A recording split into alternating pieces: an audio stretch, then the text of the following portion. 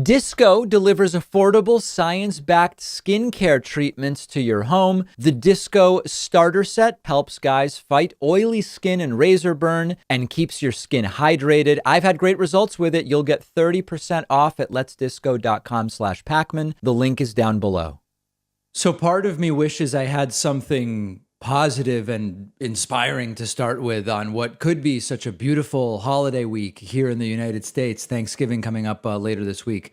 Unfortunately, I don't. I have something potentially very negative, but one of the things that I've always said I want to do on this program is I don't want to go overboard with hyperbole about something being bad.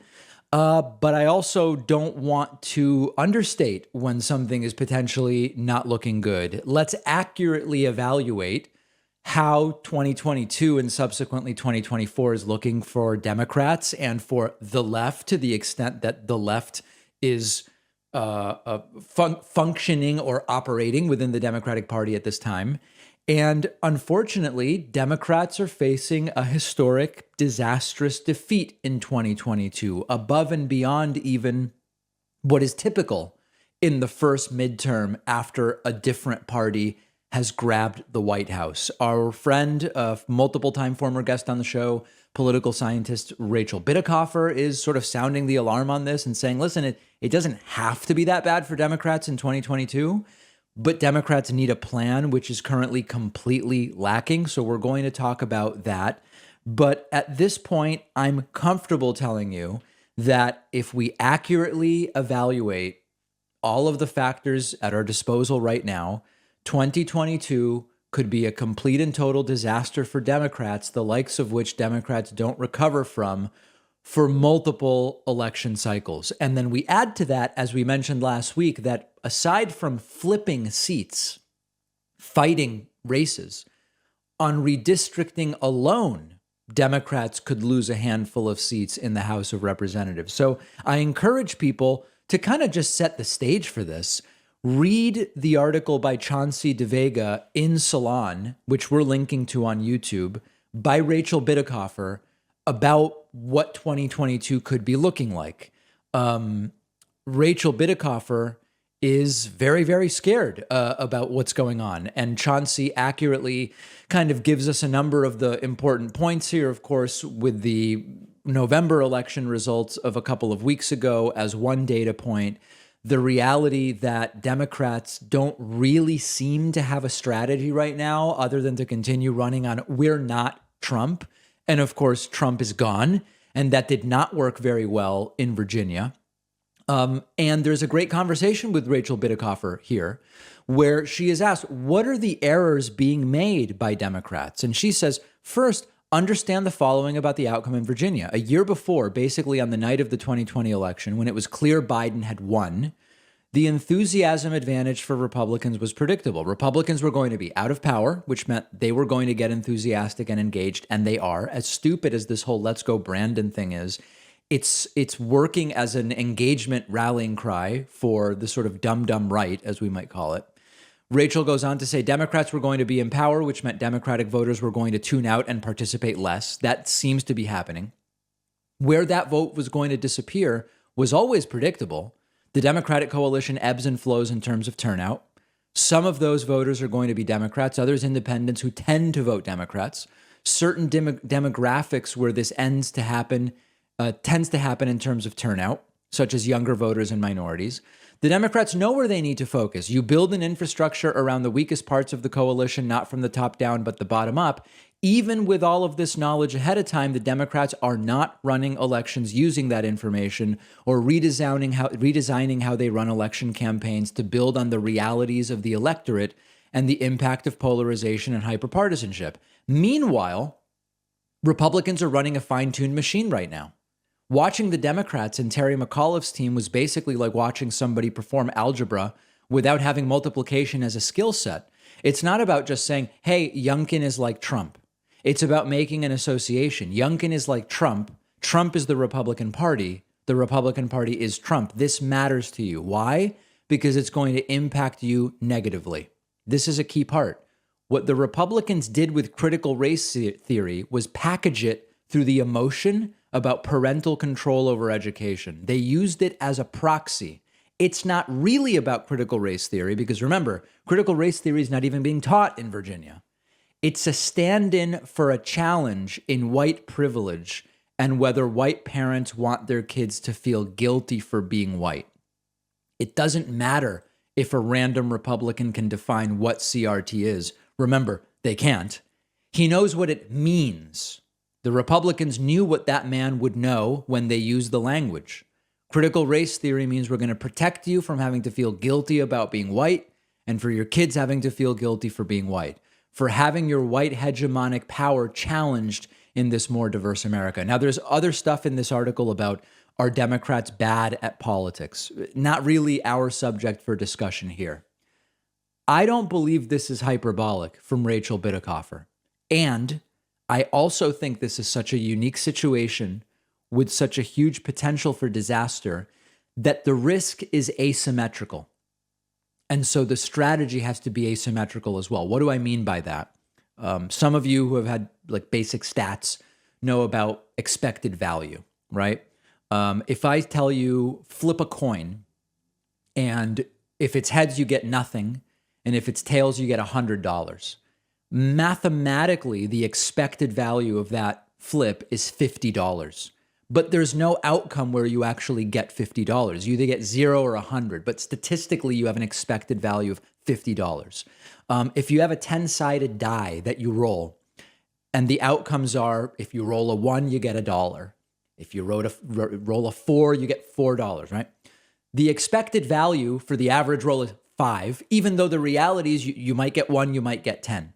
Now, with this 2022, 2024 stuff, even if the outcome of total blowout disaster for Democrats is only 10%, it would be so disastrous that you need to go above and beyond the expected value thought process. When you look at it and you say, well, I should assign as much effort to preventing the 1 out of 10 scenario or the 1 out of 20 scenario based on its mathematical likelihood, you're understating how disastrous it would be. It would be such a disaster for Republicans to do as well as Rachel points out that you actually need to over-prepare for it because the risk is asymmetric or asymmetrical. And I think Rachel Bitecofer is rightly sounding the alarm on that. We're going to delve much deeper early in 22 into Senate, House, and governorships. But those who are understating and saying, well, you know, New Jersey governorship was no big deal because oftentimes Democrats just straight up lose and Phil Murphy won even if by a little bit, so that's not that bad and it's not looking that bad in the House. And there's a scenario that's coming together, which is maybe not the predominant scenario, but it's a plausible scenario that is potentially a 10-year disaster for Democrats and for the left in the United States. And I think it's a good thing that people like Rachel Bitecofer are sounding the alarm on it. Over the weekend, we started to see not only the protests as a result of the full not guilty verdicts for Kyle Rittenhouse in Kenosha, Wisconsin, we also started to see COVID protests turn violent around the world. Now, you might say, David, are people protesting the virus? No. What I mean is protests around COVID guidelines. Many countries starting to put in place stricter guidelines for the unvaccinated as cases are spiking dramatically in many countries in Europe, including Germany, Austria, and others. And the protests against guidelines, against vaccine requirements, are turning increasingly violent. I'm going to give you a little bit of a tour through some of these. Dutch police arrest 7 amid unrest in The Hague. Police arrested 7 rioters in The Hague after youths set fire in the streets and threw fireworks at officers. The unrest came a day after police opened fire on protesters in Rotterdam amidst violence that broke out at a protest against coronavirus restrictions. That's in The Hague. The rioting in The Hague was on a smaller scale than the pitched battles on the streets of Rotterdam, where police say 3 rioters were hit by bullets and investigations are underway to figure out if they were shot by police. In Austria, Italy, and Croatia, protests erupt over virus rules. Tens of thousands of protesters, many from far-right groups, marched through Vienna, Austria on Saturday after this nationwide lockdown was announced. Austrian lockdown starts today, comes as average daily deaths have tripled. Hospitals in heavily hit states are reaching capacity. Lockdown will be at least 10 days, could be 20. This continuing in so many different parts of the world. In Italy, 3,000 turned out in the capital Circus Maximus, where in ancient times Romans would have popular entertainment, to protest green pass certificates required to go to workplaces, restaurants, cinemas, theaters, sports venues, and gyms, and long-distance train, bus, and ferry travel. In Northern Ireland, people opposed to vaccine passports protested outside the City Hall in Belfast. Some protesters carried signs that have been widely criticized as offensive, comparing coronavirus restrictions to the actions of Nazi Germany. In Croatia, thousands have gathered. In France, there have been violent protesters. In France, they have been condemning violent protests in the Caribbean island of Guadeloupe, one of France's overseas territories, where cars have been set on fire.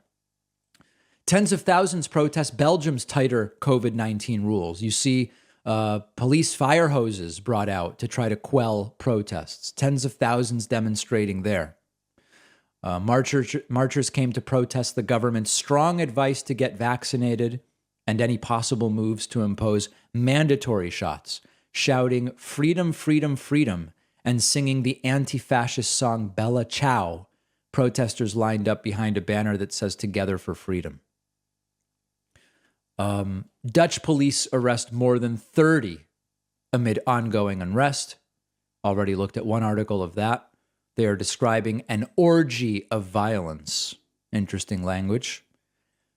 And France has sent special forces to the Caribbean region of Guadeloupe over COVID riots. What is the end game here? Because it is increasingly looking like there are going to be ebbs and flows of COVID for at least a couple more years.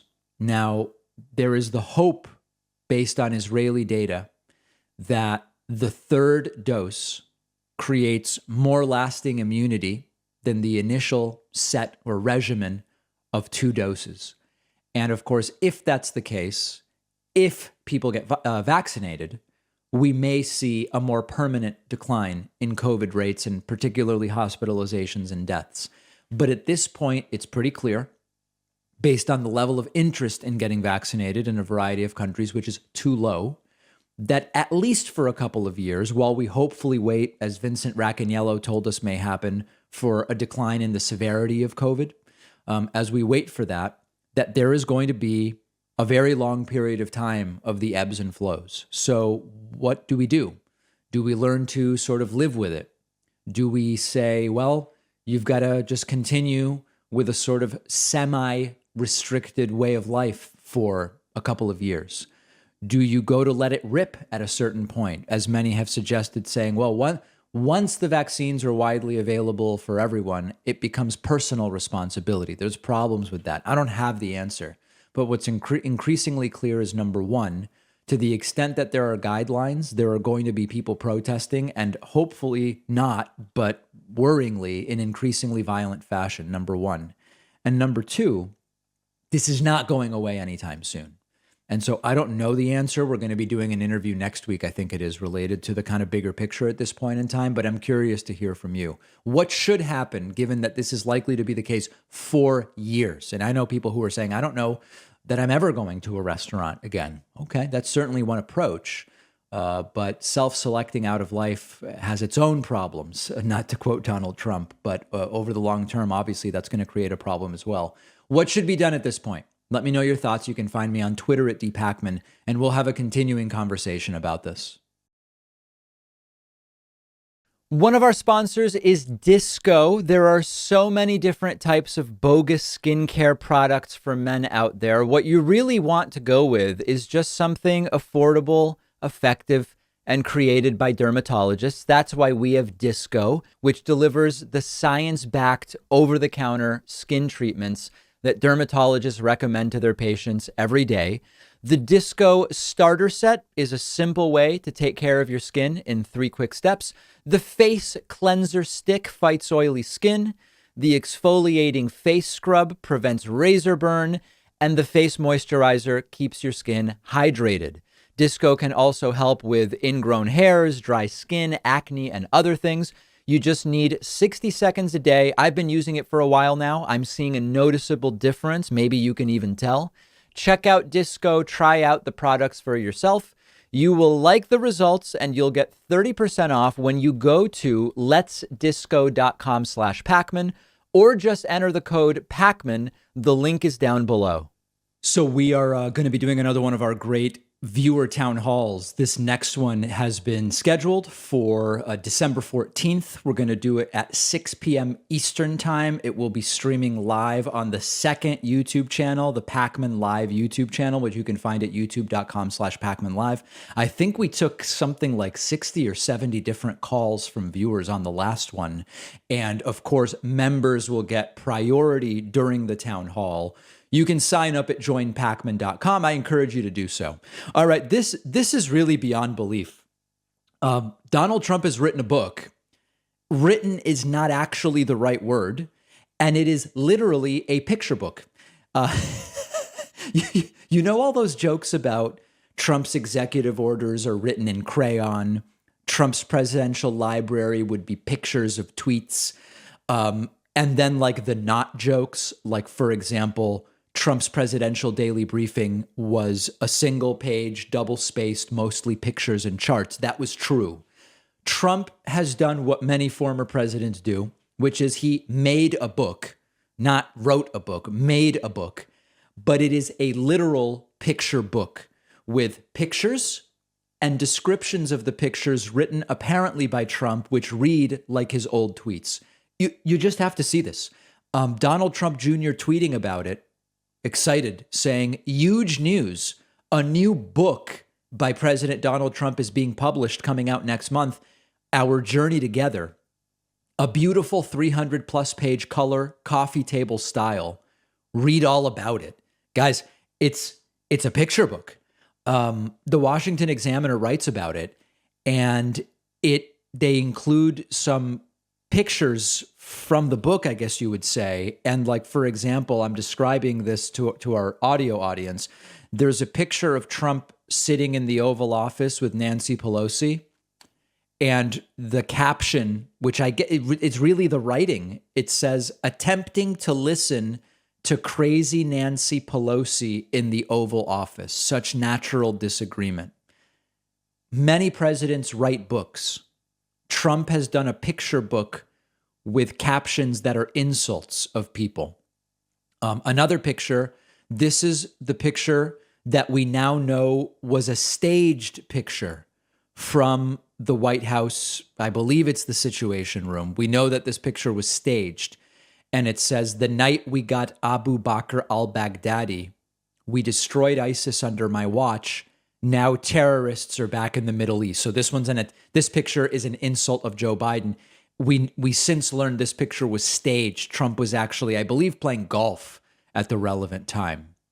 One more example, Trump sitting alongside German Chancellor Angela Merkel and then British Prime Minister Theresa May. And the caption is an insult to Theresa May, where Trump wrote, meeting with German Chancellor and British Prime Minister, Theresa tried hard, but didn't get the job done. Boris Johnson is much better for the United Kingdom.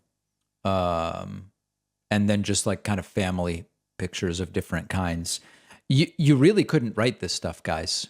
I mean, we talk about Trump being sort of semi-literate in the sense that we know he hasn't read a book in decades, at least, maybe in his entire adult life. We know that his writing was very strange and compromised. And so even in doing what just about every president does, writing a book, it's a picture book with the equivalent of his tweets insulting people. And of course, to sell it, they say it's a coffee table style book. It's a picture book, guys. It's absolutely insane. And even more maybe pathetic is that this picture book got Trump an interview on Fox News, which is what I want to talk about next. So Donald Trump was interviewed about his book, if you can believe it. The interviewer is Fox News' Mark Levin. The main question should be, sir, why is this a picture book? Most presidents write a real book. Why did you decide to do a picture book? Now, the reality is, if Trump wrote a book, it would be very obvious he didn't write it because Trump can't write in any way that would lead to a book. Trump's previous books were written by ghostwriters. Tony Schwartz was one of those ghostwriters. He's talked about how Trump doesn't read, Trump doesn't write. It's all a humiliating, pathetic thing. Okay, so Trump's interviewed about the book. The entire interview is a humiliating farce. This is an interview that even for Trump, is particularly riddled with lies. So Trump opens the interview with multiple lies about gas prices. Let's start there. Make it a game. See if you can count the number of lies. We weren't leaving $85 billion behind. We weren't leaving 10 cents behind. I said every bolt, every screw, every nail comes out. And all of these things, it was a beautiful period. I was under assault. Like no president has ever been. And sorry, this is not even actually the right clip. Let's start with the gas price clip. I apologize. Gasoline was $1.87. That was a year ago. And now it's, I guess, just hit $7.50 in California, the rest to follow. And I predicted this. Okay. So let go through that line by, let's look at everything Trump said. Trump says he predicted this. Listen, everyone predicted that when demand goes back up, as the pandemic eases, gas prices will go up. Everybody predicted it. That's not unique. Number two, Trump says a year ago gas was $1.87. That's a lie. A year ago, the national average for gasoline was $2.20. Now you could say, well, it was still lower than now. Yeah, but it wasn't $1.87. It was $2.20. And then Trump says gas is $7.50 in California. Now, is it possible that there's a gas station in California selling super premium for $7.50? It's possible. The gas price in California officially right now is $3.38. You don't compare $1.87 or actually $2.20 to what you can find for super premium at one gas station. We compare actual official numbers. California gas is $3.38. A year ago, it was $2.20 nationally. We have to compare to official numbers. I'm sorry, California is at $4.70. And that's the number that it's not $7.50, it's $4.70. The official price now nationally is $3.38. And this is called cherry picking of data. It's lies all the way down. He's lying about everything. Okay. Then Trump talking about how great a period it was when he was president. Just everybody was happy. Russia was happy. Everybody was happy. I don't think any president has ever been under assault like this. And one thing after another, phony impeachments. I call it the impeachment hoax number one, the impeachment hoax number two, the Mueller thing, although it worked out good, but it took 2.5 years and it made it very difficult to deal with. Remember, Trump still falsely claims that the Mueller report exonerated him on obstruction of justice, which it didn't do. It's like ancient history at this point, but just he's still lying about it. In countries, in particular Russia, we could have done some great things with Russia. Very good for our country, also good for Russia. Right. But you couldn't do that because they would have said, oh, he loves Russia. These people are sick. So Trump continuing to kind of rewrite history sort of in the same way. He also, and this is one of my favorite things, Trump talks about how much he and North Korean dictator Kim Jong-un liked each other. Remember this infamous rally speech where Trump said, he wrote me beautiful letters and then we fell in love. Trump going back and telling his stories about Kim Jong-un during this very strange interview. Up in a war. That's the biggest problem we had. So I became, we did very well with Kim Jong-un and we liked each other. Now remember, we liked each other. Okay. I mean, we know Trump is sort of smitten by dictators. We didn't really do well with Kim Jong-un in the sense that Kim Jong-un made the same vague promises to Trump that North Korean dictators have been making to global leaders for a very long time. They didn't do any of the stuff. And in fact, remember that Trump just walked away from the second meeting because it was going nowhere, predictably. So Trump didn't really do anything with Kim Jong-un. A terrible thing to say. I'll get criticized. Oh, he likes Kim Jong-un. Well, that's what we have. And I did. I got along with him great. He got along with me great. After a very rough start, if you remember Little Rocket Man and the buttons, he said, we have a red button and we'll use it. I said, no, our button's bigger than yours and our button works. And it was nasty. And then all of a sudden, it ended and all of that stuff. And what's funny is it ended in Kim Jong-un didn't do any of the stuff he promised to do, and Trump just stopped talking about it. It's actually very funny. Trump wants you to believe it ended in some kind of geopolitical success. It ended where Trump just bailed on the second summit. North Korea didn't stick to any of the promises, and it was never mentioned again as a foreign policy goal. Okay, then Trump going back to the lies about the 1918 flu, which he still calls the 1917 flu, and is still confused about it. All over the world. So in 1917, as you know, we had the Spanish flu, it was called, and it possibly killed as many as 100 million people. You know, I don't know if you read the history of the Spanish flu, but you probably, I think you read about everything, come to think of it. But it probably was a thing that was most responsible for ending World War I. Because all the soldiers were sick, and many were dying. The Spanish flu was devastating, and they say up to 100 million people died. And it probably did end World War I, but 100 million people. Okay. Again, you can't even keep up with the lies. It was the 1918 flu, not 1917. We've looked up and down. We interviewed a Spanish flu historian, and said, who told us there's no reason at all anyone would call it the 1917 flu. Number one. Number two, it did not end World War I. That is not true. Trump keeps repeating it. It is not true. Now, Trump says it might have killed 100 million people. The consensus death toll for the Spanish flu is considered 17 to 50 million. And there's a sort of, it could be as high as 100 million because we don't have great data from some other countries. But the important thing is Trump's trying to use it to minimize COVID. In the US, the Spanish flu death toll is believed to be 675,000. We now have almost 800,000 deaths from COVID. So COVID is already more deadly in the US than the 1918 flu pandemic. It's all lies all the time. Do you think that the average Fox viewer realizes the number of lies that are being told here? I think the answer is no. Trump then pulls out the communism talking points. Number one, I love our country, and our country is based on the Constitution. And you know, our country is not living up to the Constitution right now with the kind of things you see. It's they're trying to subvert it. Now, importantly, when this is, if Mark Levin was an actual interviewer, he would have said, "Sir, why is your book a picture book?" Okay, I already mentioned that. He would have said, "Why do you keep calling it the 1917 flu? Nobody says that that's the right name for it. It's the 1918 flu. Why are you lying about gas prices? That's not true."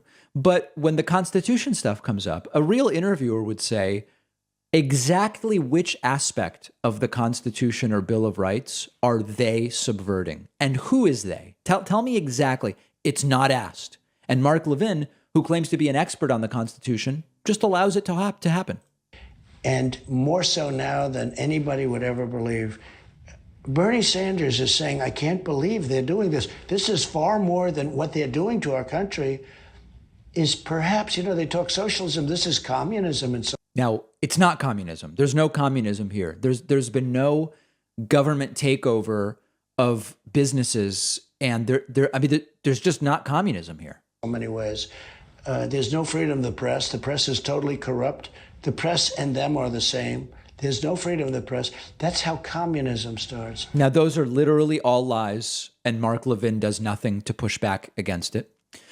Trump then tries to say he did a really great job on COVID. Really, really good job. But I built him a hospital. I sent in the hospital ship. I built hospitals in Louisiana. I built hospitals all over. Portable hospitals, thousands of beds. We did a phenomenal job, except when it came to public relations, because no matter what we did, the press would not cover it fairly. So we did a fantastic job. Yeah. We now know that thanks to Trump's inaction and delayed response, and for months not talking about masks and saying 15 cases would soon go to zero, Those decisions, people were going to die. People were going to die. There's no doubt about it. But tens of thousands of needless deaths simply from Trump's slow action. Okay, wrapping this up, Trump actually talking about the book, and he talks about, his picture book. It's just humiliating. Yeah. At a meeting filled with individuals. What was that all about? Well, I have a number of pictures, and I have a picture of Nancy Pelosi. I have a picture of Merkel of Germany. I mean, guys, this is the most childish thing. Most presidents write a book. Trump is talking about the pictures that he put in the book. I got along with very well. That was a pointer also. We have a lot of pointers. There are a lot of people pointing. But with Pelosi... Okay, so there it is. And then lastly, here is Trump saying something unintelligible about gasoline once again. I don't think people see it that way. They knew that they got gasoline for X dollars a tank, and now they can multiply it times 4, and they're saying, what's happened? Okay, and of course, gasoline prices have not multiplied themselves by 4, and Trump telling lie after lie. So the missing question really is, why did you write a picture book? Most presidents choose to write actual, they write. You chose a picture book. That's interesting, sir. Tell us why. That question not asked, and a completely bizarre, humiliating interview with the former president. We're going to take a quick break. Make sure you're following us on Instagram at David Pakman Show, and we'll have much more coming up. Don't forget that the best way to support the David Pakman Show is by becoming a member, which gives you access to the daily bonus show, the regular show with no commercials. You also get access to our entire archive of every episode dating back a really long time, and plenty of other awesome membership perks. Go to joinpakman.com and use the coupon code BETTER21 for a huge discount. Joinpakman.com. All right, this is super interesting. You guys may remember we've been covering this incredible double standard, this incredible hypocrisy where Fox News hosts and many in right-wing media have been slamming the Joe Biden vaccine mandate protocol requirement, in which large employers with more than 100 employees have to either get their employees vaccinated, get proof that their employees are vaccinated, or they have to test their unvaccinated employees once a week. Now, Fox News has implemented a much stricter protocol where you either need to be vaccinated or test daily, and you're required to wear a mask when working on location in certain areas. So the Fox protocol, the Fox requirement, the Fox guidelines, call it whatever you want, it is stricter than the ones outlined by Joe Biden. Another Fox host was confronted about this. This is really interesting. This is Pete Hegseth, who's a big anti-Biden guy, big bomb thrower. And he was interviewed by Mediaite's editor-in-chief, Aidan McLaughlin. And when he was confronted with this double standard, where Hegseth is regularly railing on the Biden protocol, but his employer's protocol is stricter, he first wasn't really sure what to say. Then he resorted to attacking Mediaite, which might not surprise you. Let's take a look at this. Very instructive. There was a vaccine or test requirement at the Patriot Awards, which is very similar to the policy at Fox News. Do you have an issue with Fox News having a policy like that, which is effectively the same as Biden's vaccine mandate for big businesses? You're not mandated to get the vaccine because you can get a test. Right. Now, remember, it's the same thing with Joe Biden. You're not mandated to get the vaccine because you can get a test. I'm not in charge of it. I don't make the calls, but either you have the option to get a test, so it's not actually a complete vaccine mandate, and that's fine. I mean, it's not my call. So I'm grateful for the people that provide us this opportunity, and the show went off without a hitch. Right. But it's just that, Joe Biden's vaccine mandate for big businesses has been the subject of criticism. And that's even less stringent than the one at Fox News, right? It requires weekly testing as opposed to daily testing.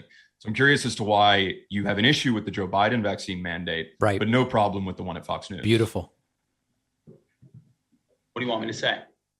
Well, answer the question. Say, for example, I'm doing it to get clicks, or it's our editorial position and it's totally hypocritical, or like what he wants you to say is answer the question, Pete.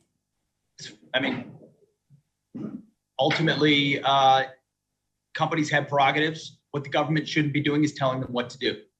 The government shouldn't be telling them what to do. every company has its own policies, and I'm beyond grateful for the opportunity to work at the Fox News channel. And it does things that no other organization does, including your organization, Mediaite. So now he just goes into attacking the interviewer. It's part of the trash heap of left-wing media that does the same thing everyone else does. That's why we're number one. I mean, I can't even imagine what the clicks are on your site. Is it like 15 people a day, like only journalists in New York 16. City that click on 16? Good. They're the only people that read Mediaite. The actual people read the Fox News channel. So you guys want to nitpick and do your thing. That's cool. But it's funny to say it's nitpicking to point out that Fox News has been waging a propaganda war against Biden's vaccine mandate while having a stricter mandate for its own employees. Pete Hegseth calls that nitpicking. I could not be more grateful for the Fox News. Okay, so there it is. So he eventually comes across something that sounds kind of like an explanation, which is, hey, listen, I'm fine with private companies doing what they think is best, but they shouldn't be told by the government that that's what they had to do. But in getting to that explanation, he first has to attack Mediaite to get there and insult them and say, you guys only get 15 clicks. And this is actually very common. Remember when Tucker Carlson was confronted with the same thing, his reaction was just as bizarre. Okay, so I have a question here about Fox News. Yeah. You said Fox News has no vaccine mandate, but according to Newsweek, the company requires unvaccinated employees to submit to daily COVID testing, which is stricter than Biden's mandate, which calls for weekly testing for businesses that employ more than 100 people. Is Fox News denying the civil liberties of its employees by being stricter than President Biden? Fair question. I don't know. I mean, you should probably ask Newsweek. It sounds like they got a pretty precise handle on what's happening. Hey, if it's wrong, let me know. If I'm wrong, yeah, if I haven't, it's completely wrong, as I noted the other night. Fair. I'm not, So what is the policy? Can you tell us the policy? I'm not qualified to speak for the company on this because I don't run the company and I'm not, I'm just an employee. Now that's very disingenuous. Tucker could just speak to his experience with the policy as an employee. He doesn't have to speak on it as an employer. It's very disingenuous. Company. My personal preference is that Fox News would, make a statement about what its policies are. But I think like a lot of companies, they're hesitant to do that because why would you even want to get involved in that conversation? Here's the bottom line. There are a lot of infectious diseases out there, a lot with much higher mortality rates than COVID-19. And, there's HIV. Yeah. So then as a reminder, he goes into kind of comparing and equating COVID vaccination and COVID to HIV, which is, of course, an insane analogy given that HIV is sexually transmitted. You can't sneeze on someone and give them HIV. There's no vaccine for HIV. I mean, every time that they are actually confronted with this, it's a fair question every time. They know that they're stuck in an inconsistent position and they either get angry and turn to insults or they do whataboutism. So nice job there by Mediaites Aidan McLaughlin and Pete Hegseth, looking kind of like a doofus, I must say. Hey, I want to talk about, sometimes we focus on the wrong thing and we miss the forest for the trees.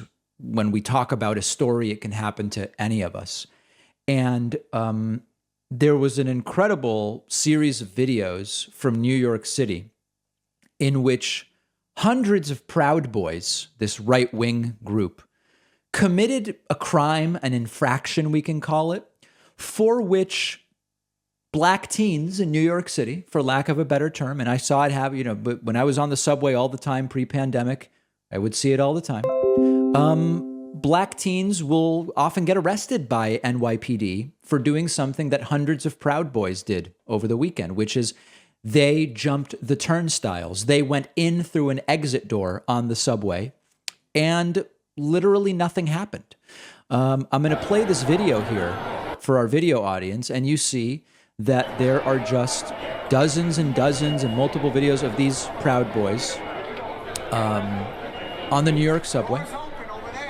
And someone says it's open.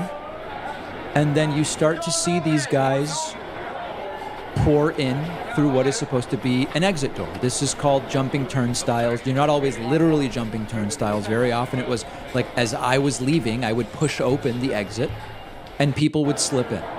And you see them here. Now, civil rights attorney and longtime public defender Scott Heckinger tweeted about this and said, "As a public defender, I represented literally hundreds of black men and women accused of doing this. Most literally couldn't afford $2.75 subway fare. The difference between eating and not eating for them. Arrested, caged, forced to plead to the crime of theft of services. But when you're white and proud," right? These Proud Boys, at least in these videos, exclusively white. So is it only a racial issue? No, but there's a big racialized component to this. And the turnstile jumping used as a justification to detain young black men on the New York subway is a story almost as old as the subway itself. For a comparison, we do have video of how New York City police deal with some of these other folks. And we have video we're showing here where you see a group of police officers. They are determined to find the turnstile jumpers. And as we follow the camera, you see multiple officers get on a subway car and they actually pull out tasers in this case. And they're pushing around one guy believed to have been turnstile jumping. And it's really depressing. And 1, 2, 3, 4, 5, 6, 7, 8 officers. And a scuffle begins. Anyway, you guys know the story. So this is just another one of these cases where we see it and we say, what is going on here? What is the explanation here? And why are there just dozens and dozens of Proud Boys pouring in the exit door, jumping turnstiles, and everything's very, very calm? You tell me if there's a different explanation. I'm glad to see it, but this is a classic that I witnessed 10 times, I guess.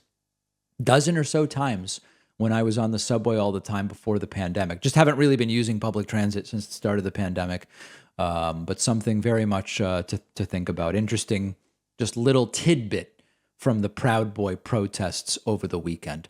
Let's take a quick break. I do want to talk about Ron DeSantis after this short break and a bunch of other things. Glad you're with me today on this shortened Thanksgiving week. If you value what we do at The David Pakman Show, remember to support us on Patreon.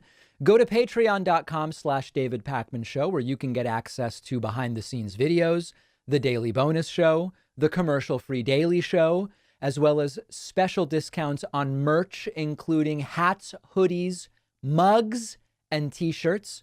You can support the show for as little as $2 a month. Check it out at patreon.com/David Pakman Show.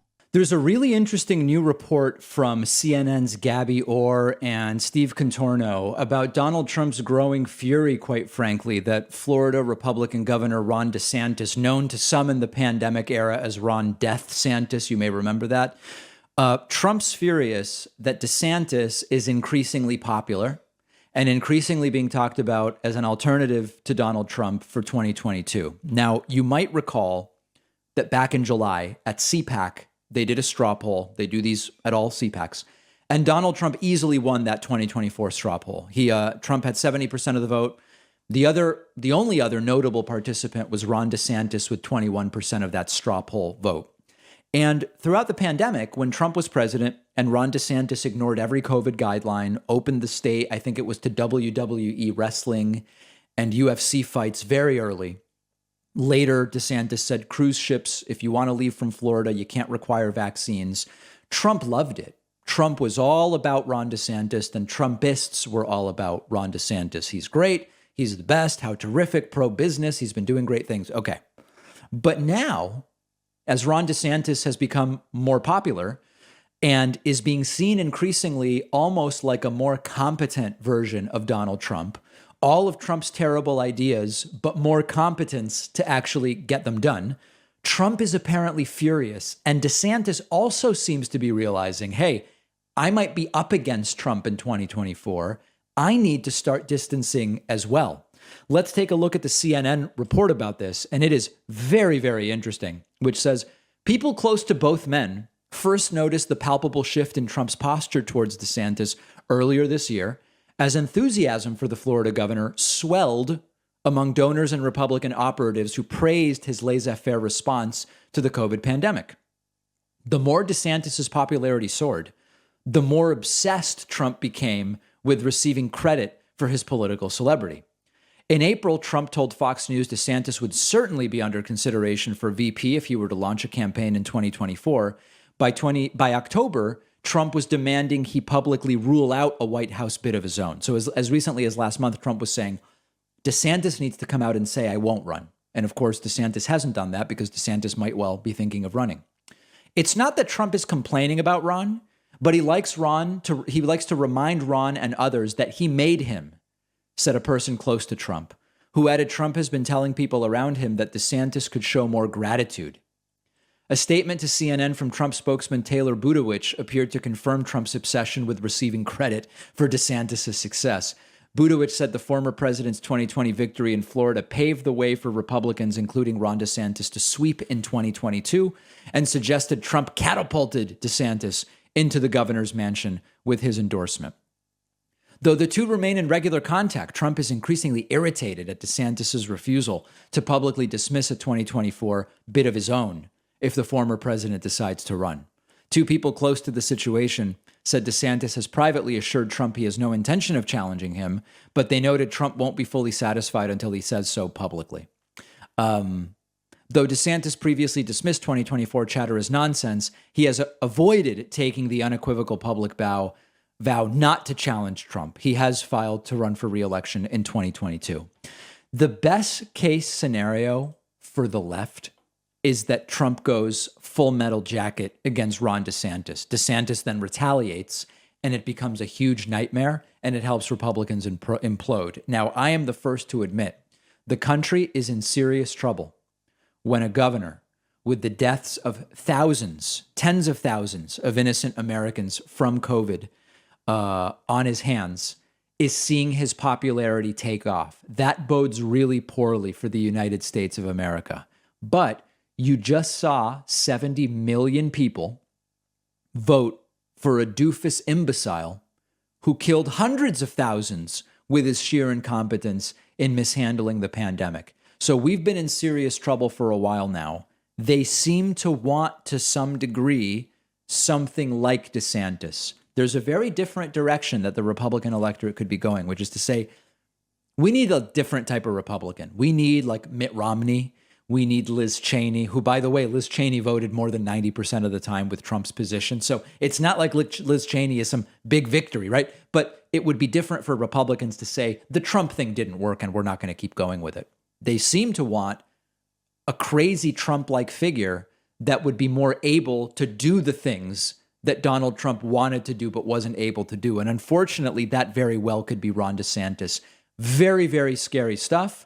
Because the left is so poorly positioned going into 22, like we talked about at the top of the show, we're kind of relegated to this very lame position of having to hope that they fight against themselves, and DeSantis versus Trump could be a really great thing. We had another insane weekend of the conspiracy mind virus that is plaguing the American right wing. It's conspiracies everywhere you look. Let's take a little tour through it. On the Maria Bartiromo program yesterday morning on Fox, Marsha Blackburn showed up, Senator Marsha Blackburn, and claimed that Joe Biden is about to replace Kamala Harris, which the president can't actually do. But Senator Marsha Blackburn doesn't seem to care. And of course, Maria Bartiromo now loves conspiracy theories. Senator, is there anything you want to say about Kamala Harris? She was given the role of acting president. By the way, why is there music and why does Maria Bartiromo have to yell over the music? Just a production question. When Joe Biden got his colonoscopy last week. Colin. Yeah. And I think when you look at what she has done, she has failed at every task that she's been given. That's why there are many in the White House who are so frustrated with her. It's going to be interesting to see who they push forward to take her place. What? And, you know, some people in the comments said, oh, she's referring to in Biden's reelection in 2024. That's not what they mean. Many of them don't even believe Biden's running for re-election. So she's talking about who are they going to replace Kamala with. Then we go to something really bizarre. Steve Bannon appearing on some kind of very strange, it appears to be a Chinese propaganda show. It's not even clear what this is, and pushing vaccine conspiracies about segregation and very, very strange stuff. Of religion. And so I think that this is very powerful. You see every day with the new federal state. Remember, the new federal state's only a year and a half old. It's only 18 months old. And look as what's happened. Today, we're commemorating the third anniversary of really the rule of law, of the great presentation we had that day at the Pierre Hotel. And look how much power that the Rule of Law Foundation, Rule of Law Society, the whistleblower movement, you've changed history.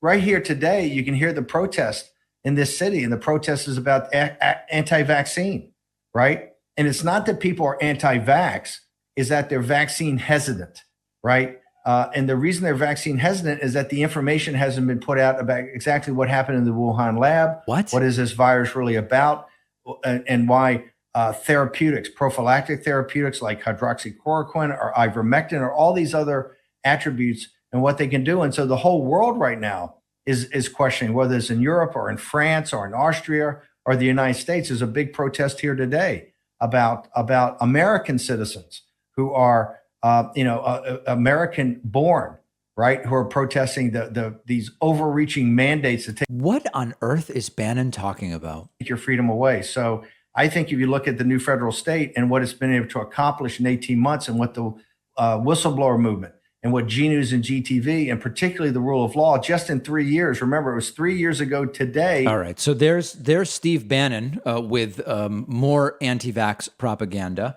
We also had a number of days. He's right. There were anti-vaccine protests over the weekend. At one of them, the big meme was about the racism of vaccine requirements. Medical segregation is racist, said a sign.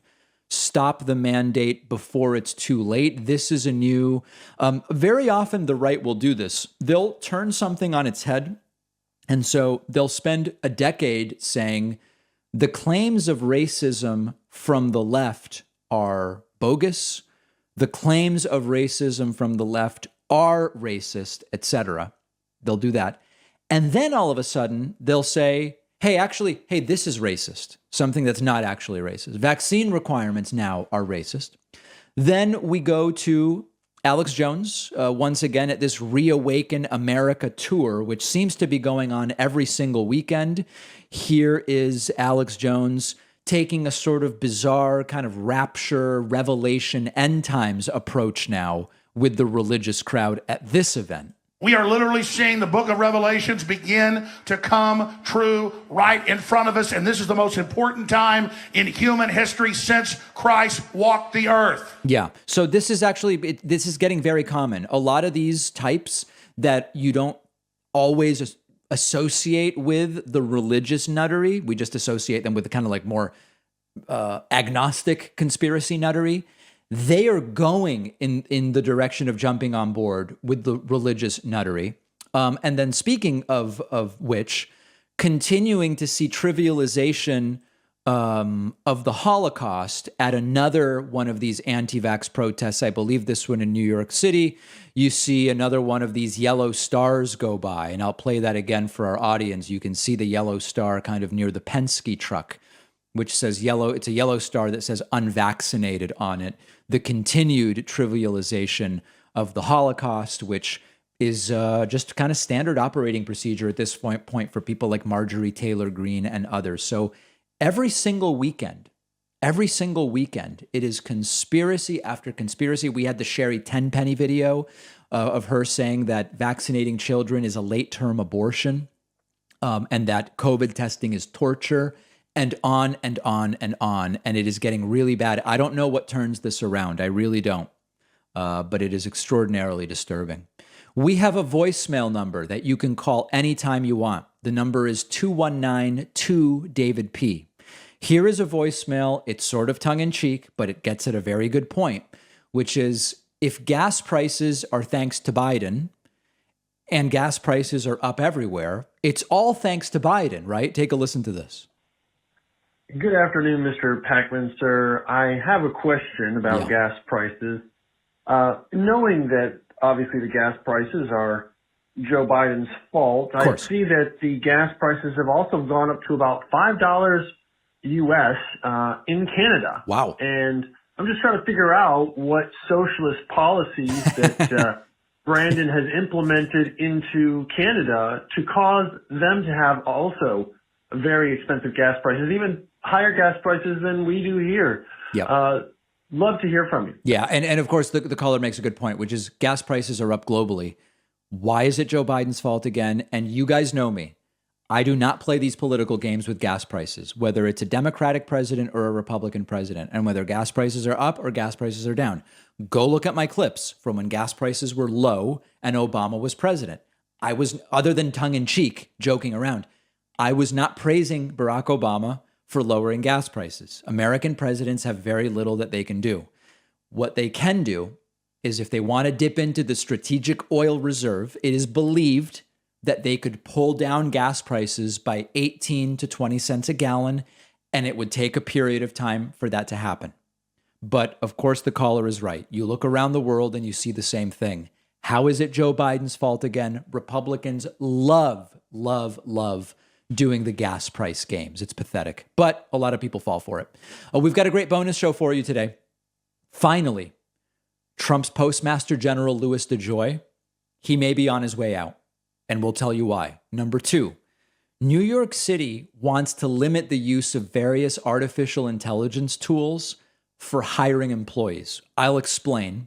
And we now have the results of that estate tax giveaway that was part of Trump's tax plan back in 2017 that was implemented in 2018. It dramatically reduced IRS revenue from inheritance. It had the exact effect that the very rich wanted it to have. We have the full numbers, and we'll talk about them on today's bonus show.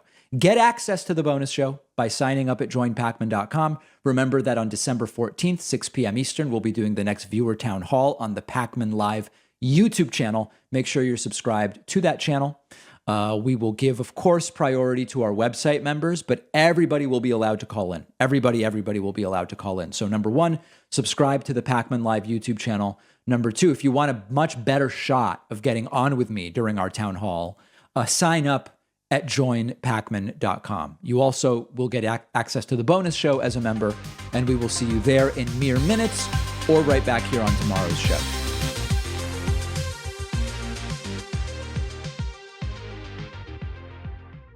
Thanks a lot for watching today's show. I just want to take a second to tell you about today's sponsors. Disco delivers affordable, science-backed skincare treatments to your home. The Disco Starter Set helps guys fight oily skin and razor burn and keeps your skin hydrated. I've had great results with it. You'll get 30% off at letsdisco.com/Pacman. The link is down below.